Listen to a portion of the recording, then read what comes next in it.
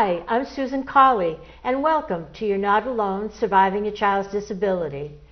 Depression is usually considered a diagnosis identified specifically for adults. We tend to forget that depression can also be a very serious matter for children and teens with or without disabilities. Joining us today are Susan Weinstein, Director of Programs for Families for Depression Awareness, and Molly Melsack, representing herself as a young adult with depression. Hi, how are you today? Thanks so much for having us. Oh, you're welcome. What are some of the major causes for the development of depression in children and teens? Well, depression is very often a disorder that runs in families, so the family history is really important. If any relative has a mood disorder, either depression or bipolar disorder, that greatly increases the chances that a child will develop depression at some point in their life. Also, some of life's stressors can result in depression for young people, as it does for adults as well. And there are issues of brain chemistry, and certainly a big contributing factor for a lot of people is trauma. Oh, yes. What are the symptoms of depression specifically for children or teens, and adults? I mean, if you could address all of them, that would be great. Well, sure. I mean, a lot of them are very common across all of the age groups. One of the key markers is developing disinterest in the things that used to interest you. If, for example, your teen used to be involved in sports or would regularly go out with friends and then stops doing that, that's a real sign of something that is more than just feeling out of it or not feeling their best. Sleeping too much or too little. Eating too much or too little. Eating too much or too little, for sure.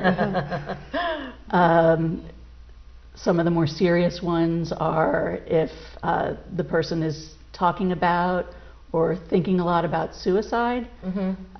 That's the biggest red flag that you need to react to. But those are some of the, there's of course the moodiness. Often we think of depression as just being about sadness and hopelessness. The hopelessness is pretty consistent, but sometimes depression manifests more as irritability, which people with adolescents especially can certainly relate to. Teens and adolescents, because they just don't want to be bothered. Right. And sometimes too with teens and adolescents, they like to isolate.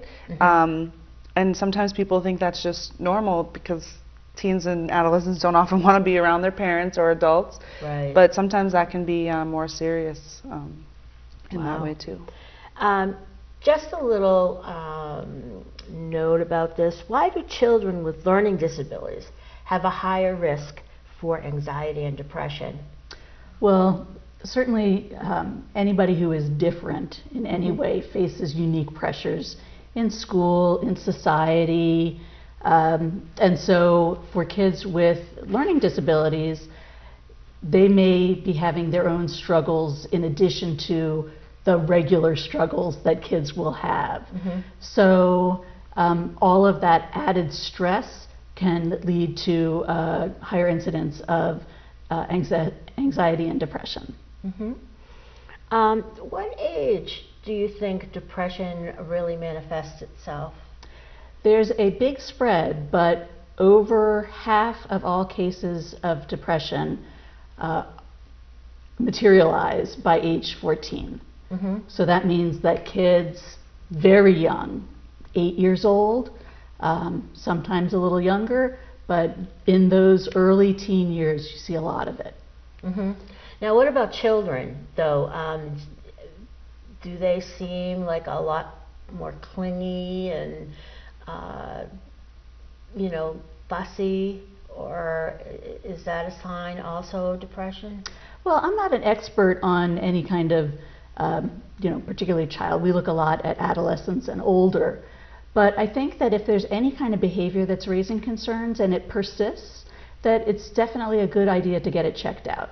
Okay. So to consult with either the pediatrician or the nurse practitioner in the pediatrician's office, Okay. or if you have concerns beyond that, there's all sorts of mental health practitioners who can help, and there are people who specialize in developmental disabilities that can also figure those things out.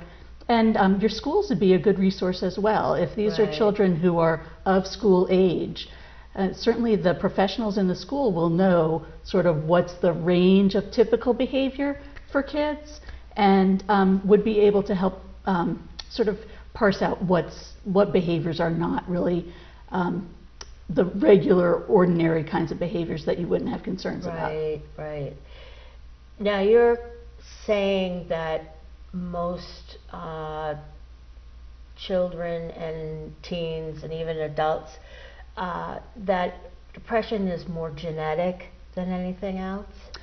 Well, we don't really know everything that we need to know. I mean, these studies about the brain are just fascinating to me, and also all the things about our body chemistry. But there is definitely a predictive factor that you're more likely if you have a close relative who has a mood disorder. And if, as we see with bipolar disorder, there's a very strong connection in previous generations. Right. So how does a parent recognize that their child's gloom and unhappiness is really a sign of major depression?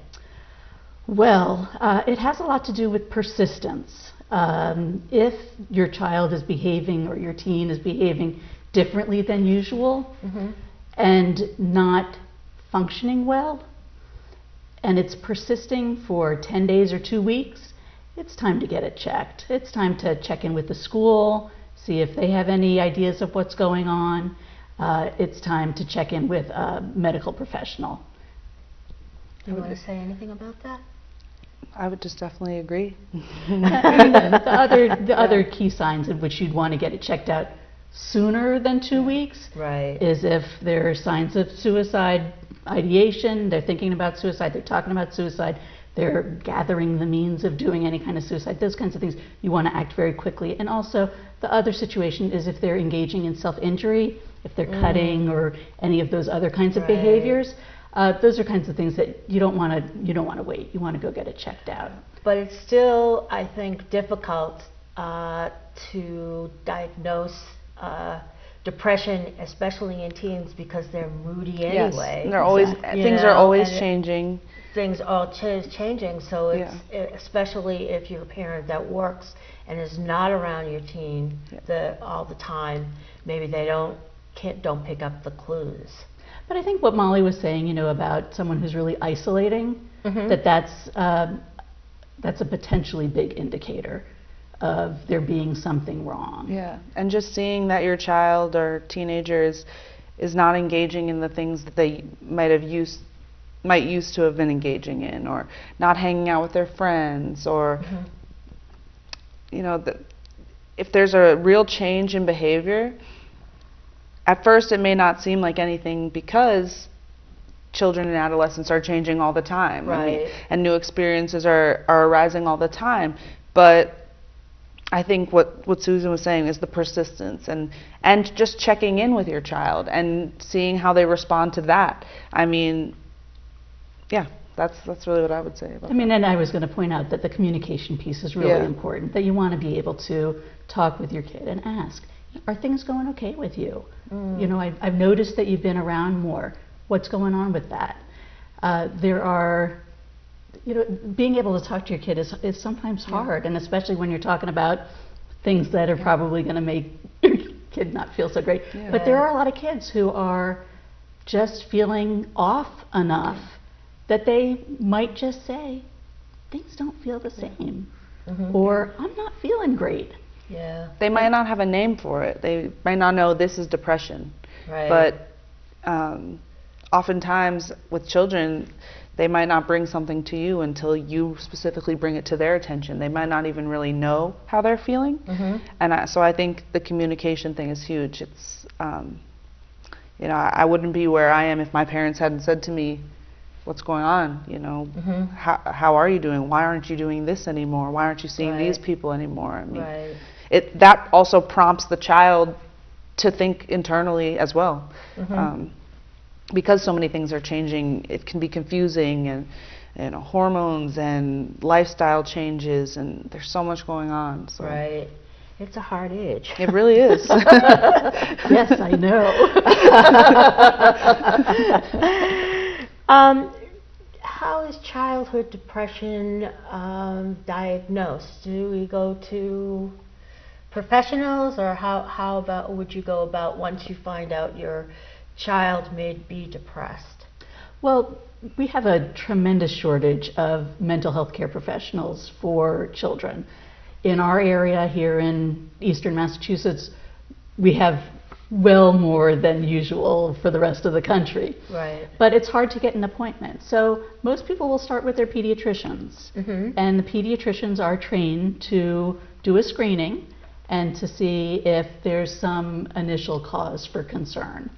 And they can refer someone to a therapist, they can refer someone to a psychiatrist, they can start the kids on low levels of antidepressants if that's called for. So the pediatrician is a really good place to start. The other thing you can do is to ask at your school about, do they have a psychologist that your kid can see? Right. Do they have a referral they can make? I mean, schools are often well equipped with social workers or school psychologists, or even some guidance counselors are trained in identifying potential depression. So it's something that is on many schools' radars. And so the teachers are learning, the school staff Have they is been on taught, board. the teachers, more or less what signs to look for in their students? You know, it depends on which school. However, Massachusetts enacted legislation a couple of years ago that requires 2 hours of suicide prevention training for all licensed school personnel every 5 years. So part of training about suicide prevention is being able to identify signs of mental health conditions, especially depression, because depression is the #1 factor behind suicide. And alarmingly, suicide is the #2 cause of death for people in the 15 to 24 age range. Wow. It's That's shocking high. and upsetting. It's it overcame homicide a few years ago, and it's well behind accidents, but it's very, very significant. So it is something that it's appropriate that it be in front of teachers, in front of school personnel, so that they can, you know, be part of that village that is taking care of our kids. Right. So, Molly, when was the first time that you thought that something was going on, that you were saying to yourself, why am I so sad all the time? So yeah, like as I was saying before, when you're younger, you might not necessarily have the word or the label to place on how you're feeling, and I didn't. It was probably around my sophomore year of high school. I was about 15, and I was really involved in my school. I had great grades, I had a lot of friends, I played sports, I did musicals, and then all of a sudden I started to lose my interest. And it wasn't anything in particular that prompted my my change, but I started sleeping a lot, watching a lot of TV, either eating too much, not eating at all, fighting with my parents. And, you know, I didn't really have a reason, so I didn't tell anyone, because I said, why would I have a reason to be upset? This is just normal. I must be going through some kind of phase. Yeah, and you know, on paper and in my life was great, and there wasn't anything that I could have really identified as a problem. It wasn't until my parents started to figure out that something was up, and my school, and I wasn't doing as much homework. My grades were starting to slip a bit. You know, I wasn't involved as much in sports, and it was more brought to my attention by other people. I didn't have a Right. label. I didn't have a way to identify what was going on. And other people said, "Wow, we're noticing a change in you." Mm-hmm. And I felt, now when I look back, I feel really lucky that I had that. That you I had don't the think support. and I don't, unfortunately, think a lot of, not everyone has that. Not everyone has people that are paying attention all the time. But I did, and that's kind of how it prompted my. Right. You know, And and- oh, go ahead. And many people with depression and most people with bipolar disorder don't have the insight into their own condition and how they're feeling. Right. Mm-hmm. And so it's very hard for someone with depression to self-identify. Mm-hmm. Wow. Now you said that your parents were basically the first ones that kind of. Yeah, it was my found parents and my school. So I, even when my grades were slipping, my grades were good, but my teachers could tell in class I was kind of Somewhere off. else. Yeah, I was somewhere else, and my parents noticed when I was home. I would be in my room, the door was shut. I was in my bed. Why, they're asking me why I'm sleeping so much. I was always telling them I was tired. There would be nights I didn't even want to have dinner, and then nights I would, eat way too much. And they just, at first, I think my parents must have thought, she's 15. Right. She doesn't want to have anything to do with us. Right. She's changing, things are changing. But then it was the persistence that we were talking about, where they were saying something's not right. She doesn't have that thirst for life that we once, saw in her. Yeah. And it wasn't until later that I really identified the reasons as to why this was going on for me. Because like I said, at first I just thought life is great. What would I have to be upset about? So Right. But after you found out or that you had depression, what were the first steps that you did to rectify the situation? So at first, to be honest, I didn't do anything. My mom wanted me, she first put me in therapy. I did have a guidance counselor at school as well that I would check in with when issues would arise or I was feeling anxious or sad. And I was really lucky to have that resource. I had great teachers and people that really cared about me. But at first, when my mom was putting me in therapy, I would cancel the appointments and say I don't need to go, and they wanted to put me on medication. I would say I don't need to be on medication.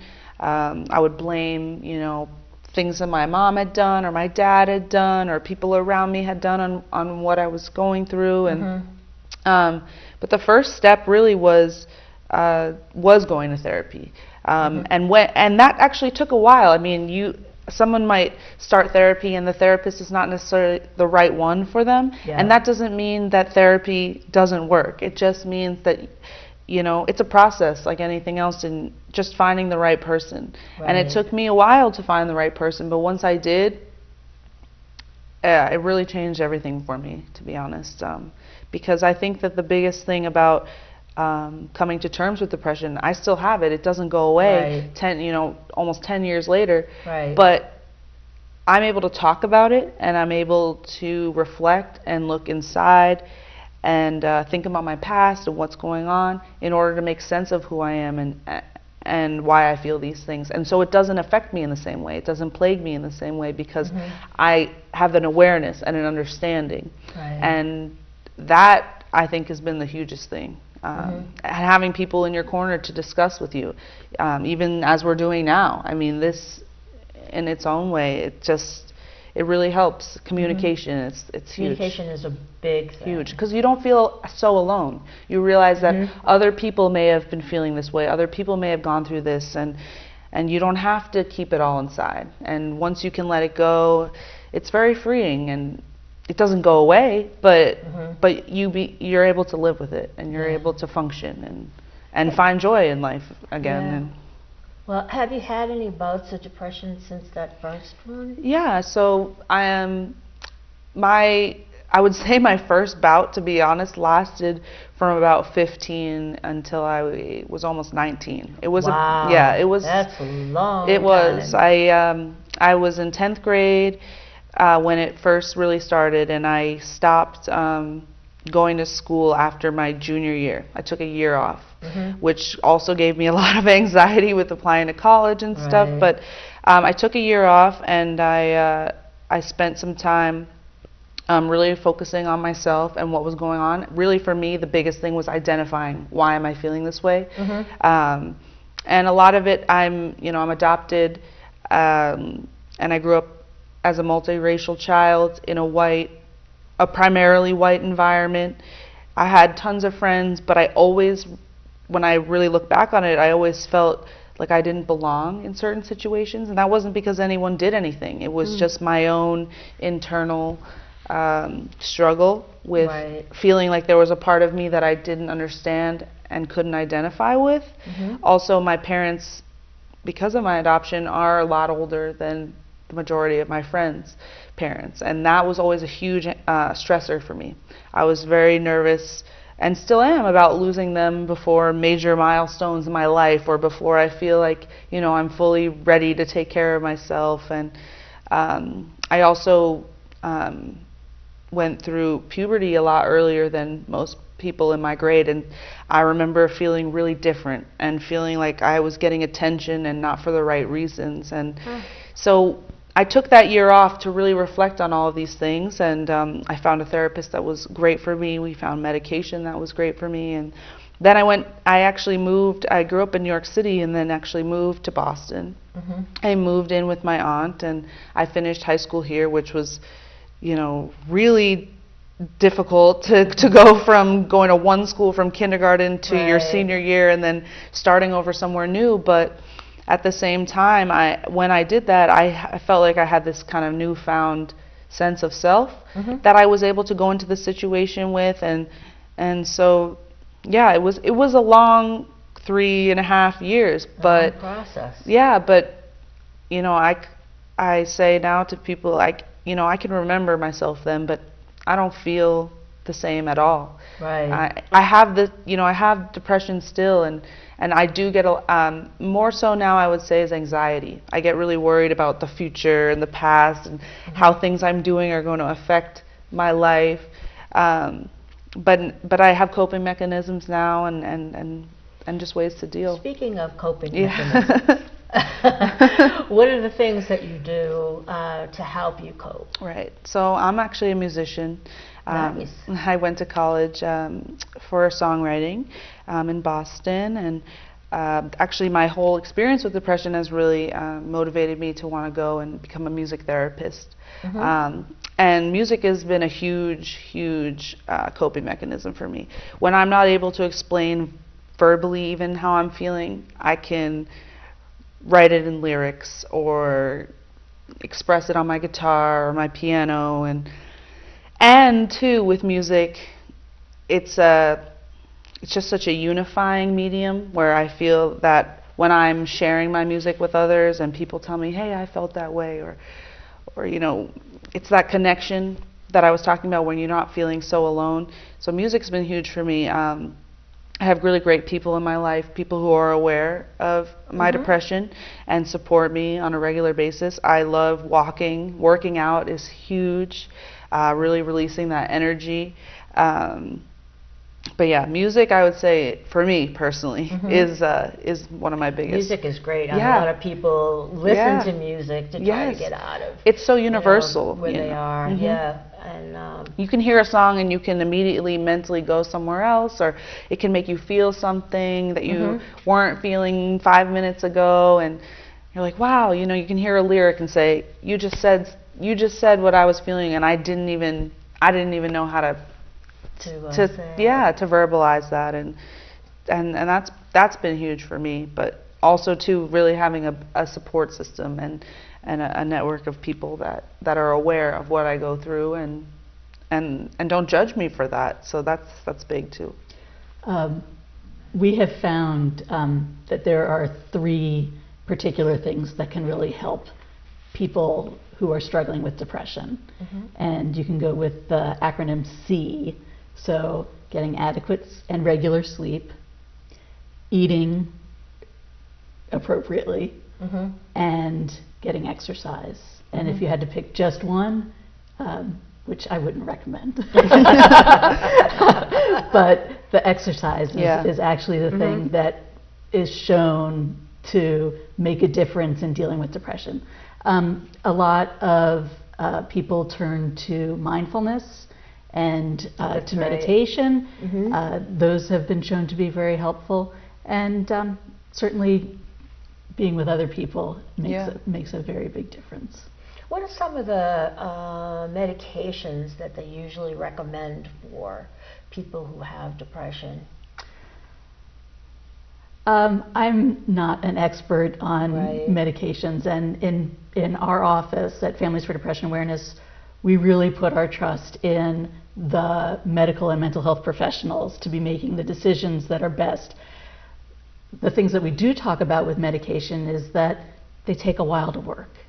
Very often you will not see results for 4 to 6 weeks, and it's really important to be monitoring what kinds of positive and not positive effects that a medication is having, and that's where the family members really have an important role.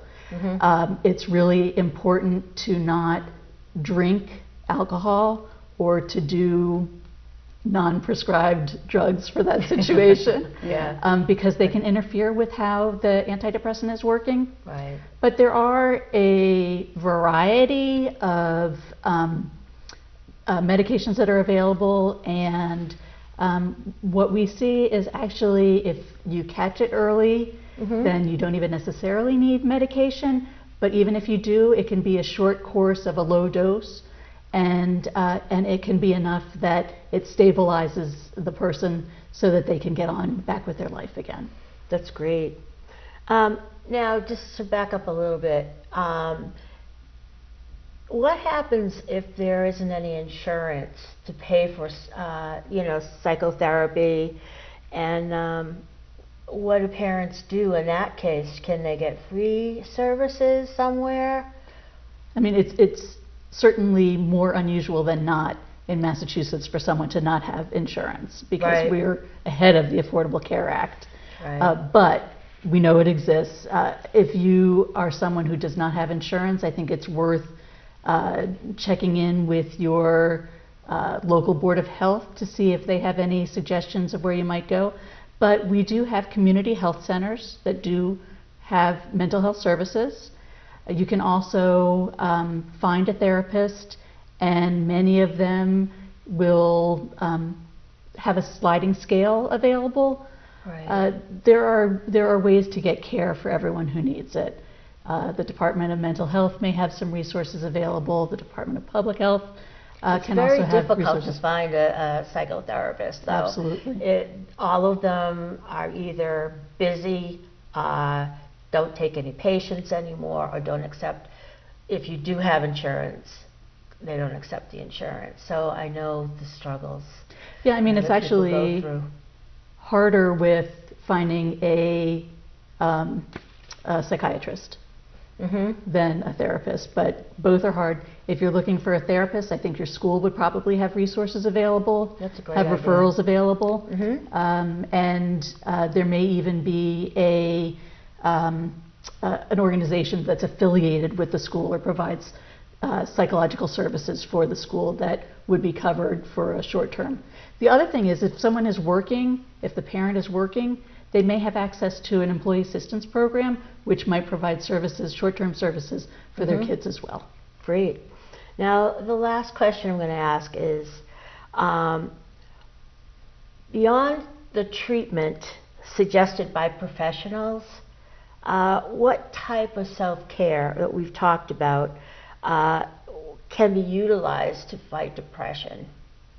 Well, there we go back to the C acronym that we're really talking about. The sleep, the eating, the exercise, but doing things that bring you joy. Whatever that happens to be, as long as it's legal and doesn't interfere with your medication.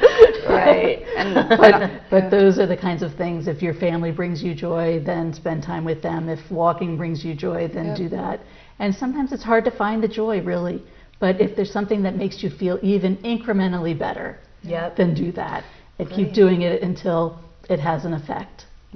Well, I thank you both for coming today and discussing it. And Molly, thank you for sharing. It's my pleasure. Thank you so much for having me. And I hope to see you guys again. Thank you so Thank much, you. Susan. Parents should pay attention to their child's mood, especially when there is a noticeable change in their attitude over an extended period of time. Children and teens should understand that depression is not a weakness or a flaw. It is treatable with the help of others. Till next time, see you on You're Not Alone, Surviving Your Child's Disability.